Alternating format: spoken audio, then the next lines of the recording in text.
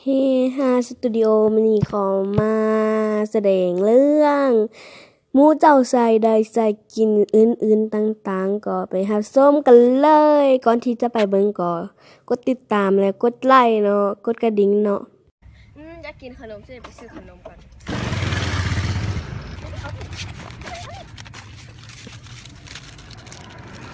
ครับดังเด็กขนมมันเลยไอ้เลยนะครับเด็กเลย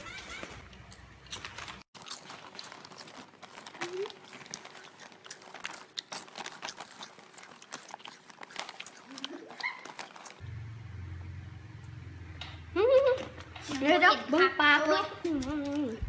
ใจเขาว่าเขาบ่งามใจตั้งลายแหละใจเขาว่าบ่แม่นธรรมศาสตร์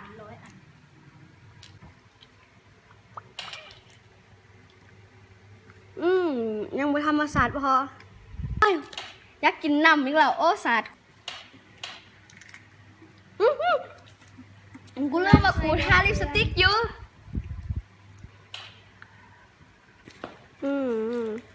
ปากยังบ่แดงขอยังว่าบ่แม่นธรรมศาสตร์เขาว่าจืดจางโอเคเดี๋ยวเราถ่ายรูปไปเลยงามโอ้ยเลือดกูเกือบหมดโอ้ยมึงลิงยังพับจีเฮ้ยกูเข้ากัน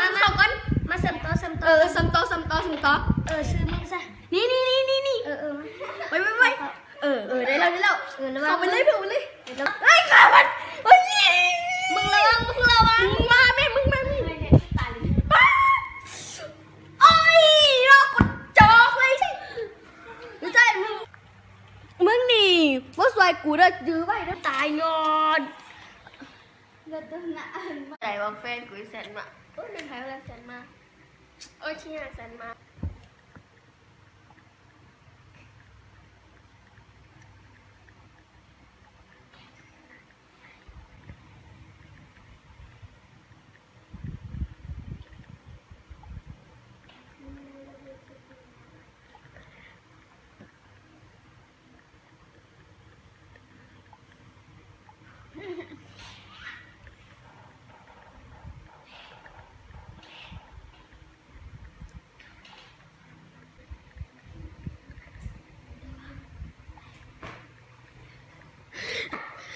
แฟนกูคือว่าเต๋อ